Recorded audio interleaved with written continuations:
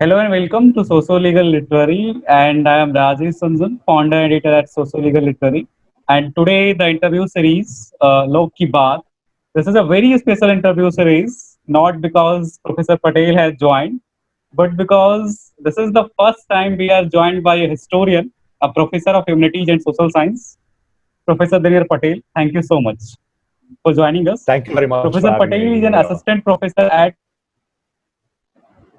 Professor Patel is an assistant professor at University of South Carolina, where he teaches the modern South Asia, Indian nationalist movement, and history of British Empire. Sir is a Fulbright Fellow for his research in history and has done his PhD from Harvard University. Sir's array include New York Times, BBC Times, The Hindu. Professor Patel has recently authored a book on Dadabhai Naoroji, Pioneer of Indian Nationalism, published by Harvard University Press in May 2020. Thank you very much, sir, for joining us today. And as I said earlier, also, this is a very special interview because the man whom we are reading and discussing in the colleges has joined with us. Thank you so much, sir. Thank you for having me here. And I'm happy to hear that I'm the first So, historian you have. yes, sir. So, sir, I would like to start by asking what inspires you to write this book? Tell me the background story of writing this book. It is often seen, and I am not generalizing it, that I am telling you from my experience that when Naroji word came in his mind, only two things: grand old man of India and the drain of wealth. Largely, our history focuses on binary of two people, Gandhi and Nehru. I must appreciate your attempt to write this book because your attempt, as I was talking to some of the faculties from JNU and National University Jodhpur, which is my college, so they told that it also breaks the binarism in the history that we are seeing, the Gandhi and Nehru debate. How do you see this? And tell me the background story of writing this book. Thank you very much. That is precisely the reason why I decided to write this book in the first place. You talked about this binary, between Gandhi Nehru that kind of dominates a lot of the history of the colonial era and the nationalist movement and early years of independence. Nauroji is only just one such person who can break this binary. I mean, if you look at the history of Indian nationalism, there are so many people who are present whose stories need to be told. And Nauroji is only just one of them. So, it's encouragement, I think, for other people also to explore other people who played a very important role. That's not to diminish. I mean, obviously, Gandhi and Nehru made tremendous contributions, and it's not to diminish them. But as they themselves acknowledged, they had so many people around them supporting them and guiding them in some cases. So to get to your question specifically, this book grew out of a dissertation that I had done in graduate school, in my PhD program. And while I was doing my PhD program, I realized that people like Nauroji, very little had been written about them. Right? I mean, most historians actually look at early Indian nationalism and they kind of dismiss it. Nothing much was done. It was not very popular. Nothing really happened until Gandhi got to the scene.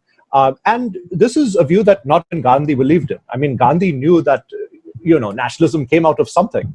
And if you look at the history of this era, Nauroji, along with Tilak, is the most important individual from the era before Gandhi. And Nauroji obviously begins his career well before Tilak. So you can argue that Nauroji is really the first true Indian nationalist.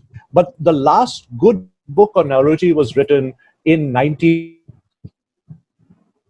Reason I think it was necessary to do something.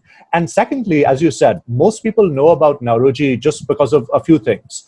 He was the grand old man. He wrote he wrote about something that we now call the drain theory. He served in parliament.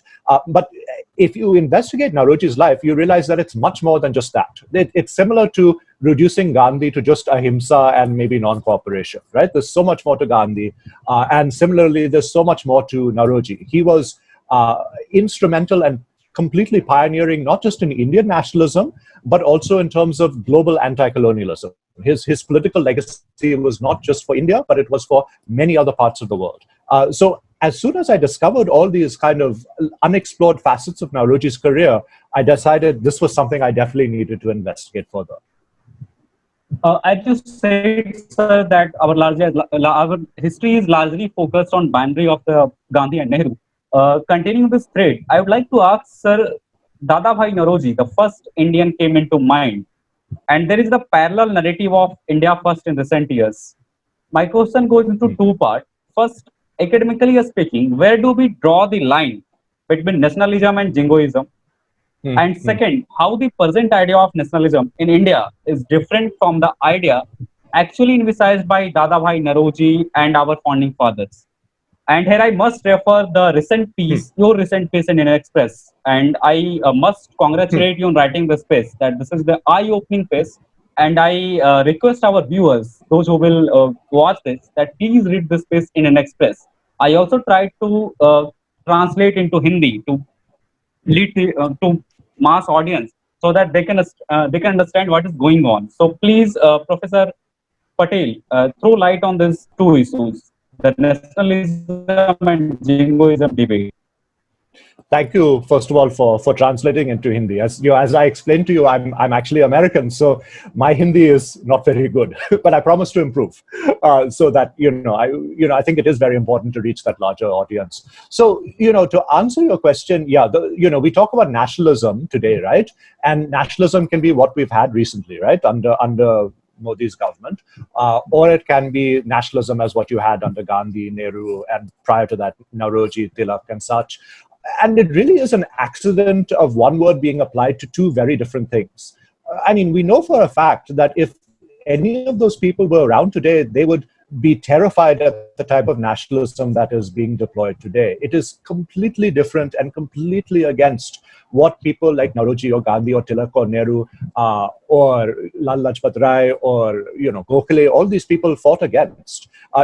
Even people like Tilak, who obviously were much more focused on a connection between religion and politics. Even he worked with people like Jinnah, right? When Jinnah was still, a moderate nationalist before he became a Muslim separatist. So they knew that they had to work together. And the exclusionist politics you have today is completely different from what you have. So you're right. I mean, what you have now is jingoism. And Indian nationalism was never really jingoism in the freedom movement. It was much more about emancipation, freedom, rights. And again, it was not just about India. I think this is the one really unique thing about Indian nationalism. When Indian nationalists are fighting for Indian freedom, they're not just fighting for Indian freedom also. People like Nauroji, for example, were fighting for the rights of women in Great Britain. They were communicating with African Americans in America. They were concerned about workers' rights in Europe. And the same goes for Gandhi, the same goes for Nehru, the same goes for people like Lala Lajpat Rai, who went to America. All of these people saw Indian freedom as being connected to many other issues that focused on emancipation of people in oppressive relationships, right? Whether it was slavery or racism or discrimination or the excesses of the capitalist system. That was what buoyed Indian nationalism. So it wasn't jingoism. And, it's important to remember, just right after India got independence in 1947, what does India do? It takes a very firm stand on the need for independence for countries like Indonesia, Vietnam, other colonized countries, right? So, that was embedded in that mentality, that nationalism was more than just India. And again, you don't have that today, right? Today, it is very different. It is about promoting a certain majoritarian culture. So whereas Indian nationalism in that era was very outward looking, today it's very inward looking, very narrow. Do you think, Professor Patel, the larger Indian masses or the approach of the executive has failed to reach the minorities? The space of minority has been shrinking in recent years. Sorry, could you repeat that again? Because actually, the connection got cut a little bit. What I was telling that, do you think the space for minorities in Indian nationalism has shrunk in recent years? I think that under the current government, absolutely, it has definitely shrunk. One of the greatest things that independent India did after partition, partition was a traumatic experience, right? It was like a civil war. And nevertheless, it's to the credit of people like Gandhi and Nehru who said, even though, Muslim separatism was the cause of this, they recognized that not all Muslims were supporters of Pakistan, right? I mean, a good chunk of the Muslim community of pre-partition India stayed in India because they wanted to, or for various such reasons. So it's for that reasons that you see so many people who are Muslim or Christian or other members of other minority communities taking an important part in the politics of the country, and that space has definitely shrunk now. It's a very sad narrative, unfortunately. I think Muslims in India have shown great patriotism over the past few years, just I fighting against things like CAA and such like that. So I think they, when historians write about this period, they'll note that the patriotism, the true patriotism, has been shown in many cases by the minorities and also by other Indians, Hindus, or members of other communities who recognize that just because one community is a majority, other communities should not be denied their rights. Sir, when Dadabhai Naoroji was elected to the British Parliament in 1892, a Madras editor wrote, and I quote, "If India were a republic and the republic had the right to elect its own president, the man who by the unanimous voice of his countrymen would be elected its uncrowned king is Mr. Dadabhai Naoroji. No Indian is more loved, more honored, more esteemed throughout the length and breadth of India than he." How do you comment on the immense popularity of Dadabhai Naoroji, and what was the reason of his reverence? I remember your article in the National Daily that when he reached Ahmedabad, he was garlanded by the people there. So what was the reason of his reverence? So, the reason is because he was really recognized as the first nationalist leader. He was the first Indian political leader who had a national standing, that meaning that he was as popular and as considered as representatives by people in Bengal as he was in, say, Bombay, or by people from Punjab as he was people from the old Madras presidency.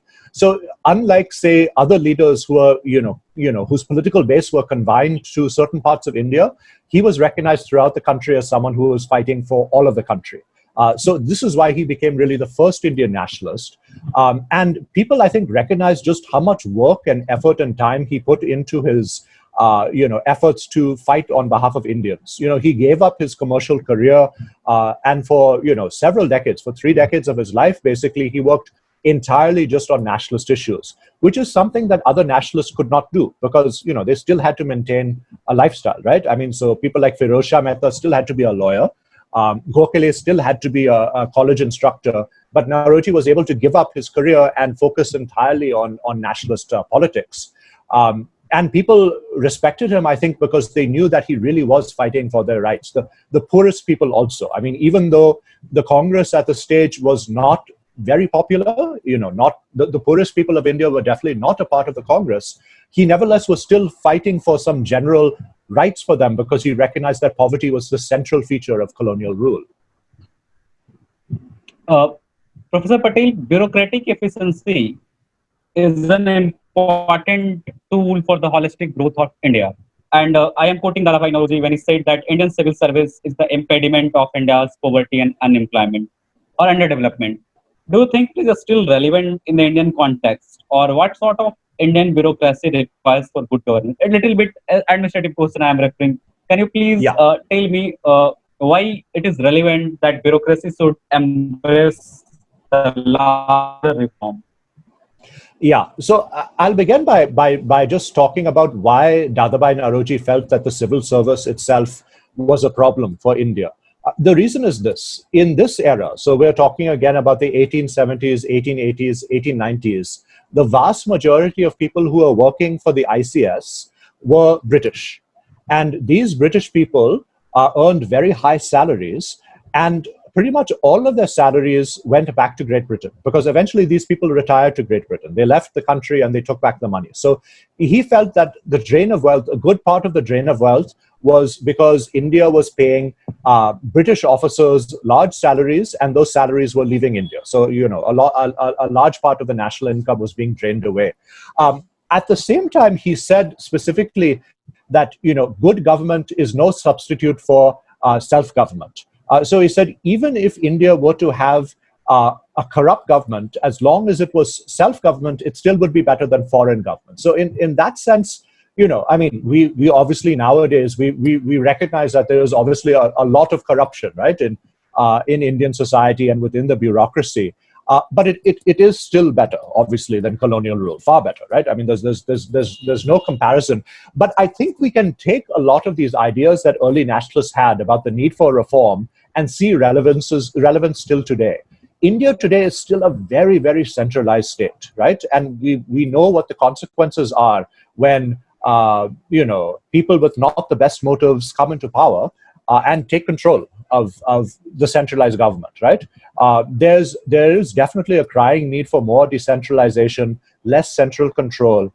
So I think, again, if people like Nauroji or Ranade, people like them who were still alive today, and people who criticized colonial bureaucracy, they would see a lot of holdover post-independence. They would see that the administrative structure still had a lot of colonial elements, not just in terms of how central it was, but also in terms of its mindset. It's still very suspicious, right? The government is still in many ways very suspicious of people.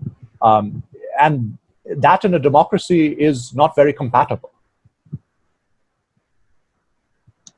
Professor Patel, sometimes it is often alleged that initial nationalists like R.C. Majumdar, including Dadabhai Naoroji, were of thought that British rule was blessing for India. How do you react on this? Is it fiction or fact? So it's a very good question. It's a very controversial question. And the answer to your question is both yes and no.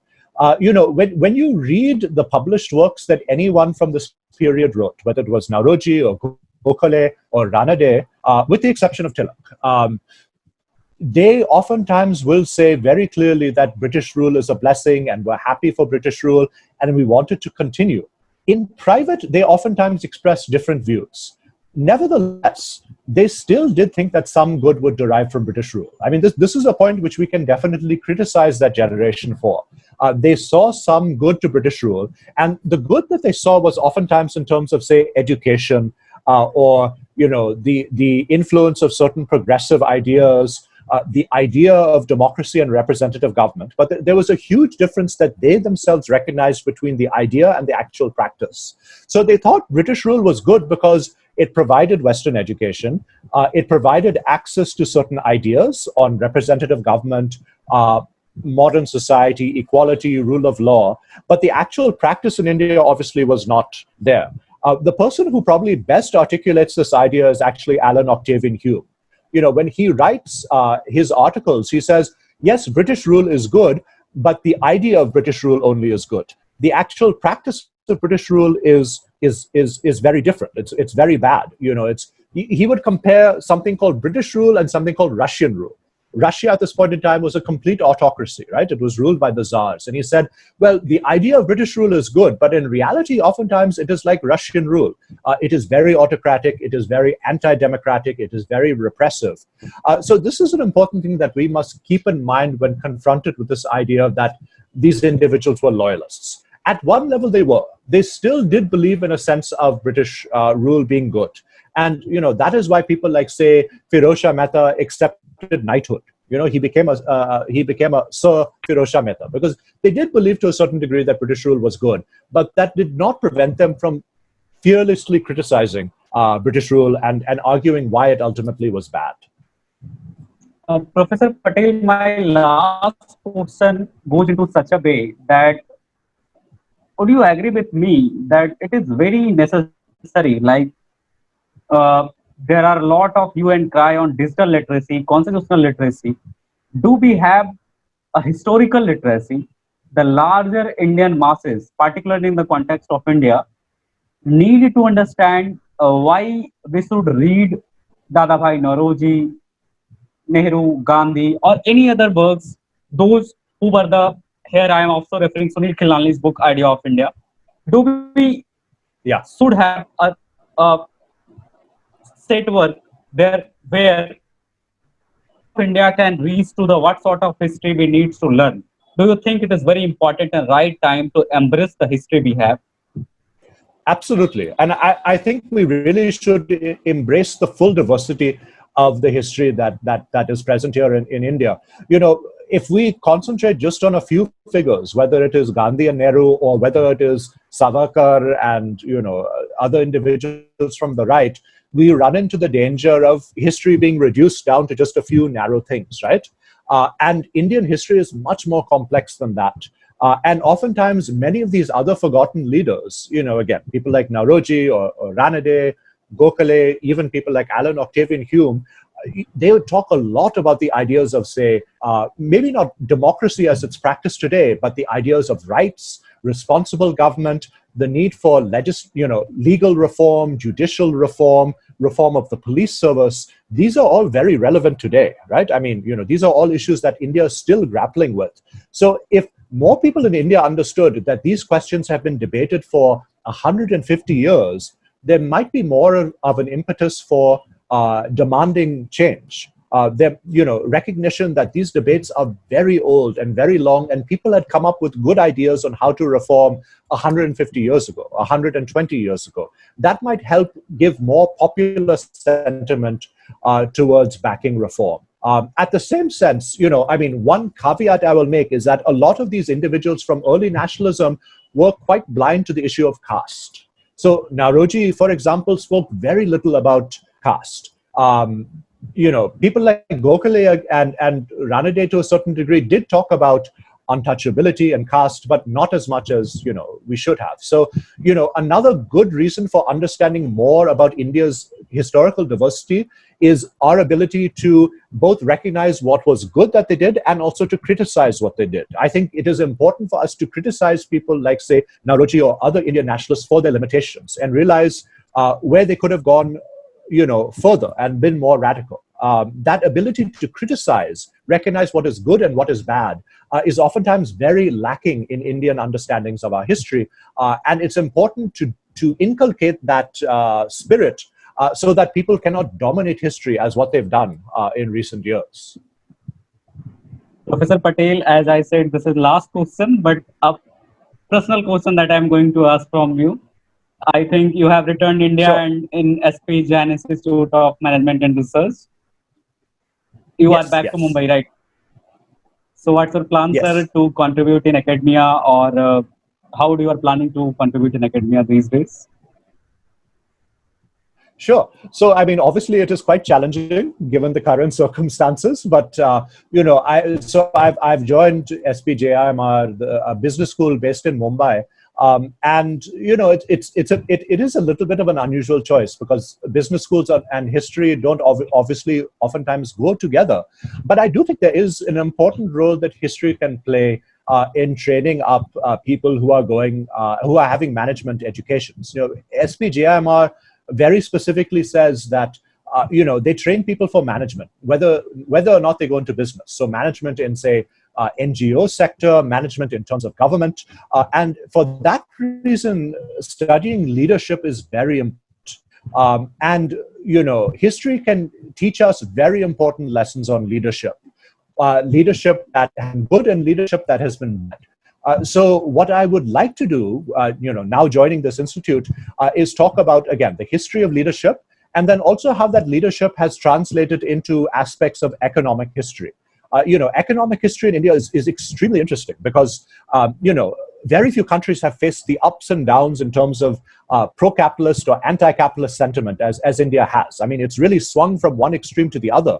And oftentimes it's the leaders in power, whether it is, a Narasimha Rao or Nehru or the commercial titans, people like JRD, or the current leadership of the Tatas or the Ambanis, who have been influential in influencing which way this pendulum shifts. So by studying their writings and studying what they thought and what they believed in, we can understand a lot of how Indian economic history is developed as well. So thank you, Professor Patel, for joining us. As Arundhati Roy said, revolution can begin and often began with reading. I request all of the viewers to read the book by Professor Patel on Dadabhai Nauroji, published by Harvard University Press. And there is one surprise that is attached to the viewers, and that please write review of the book, sir's book, and send it to us on our email ID available on web. The best review will not be published, but also be given an opportunity of internship with us. Once again, thank you so much, sir. And thank you so much. I request everyone to read your book and send the review to us. I will also share the review with you, sir. Thank you. Thank you very much. Thank you. Much appreciated.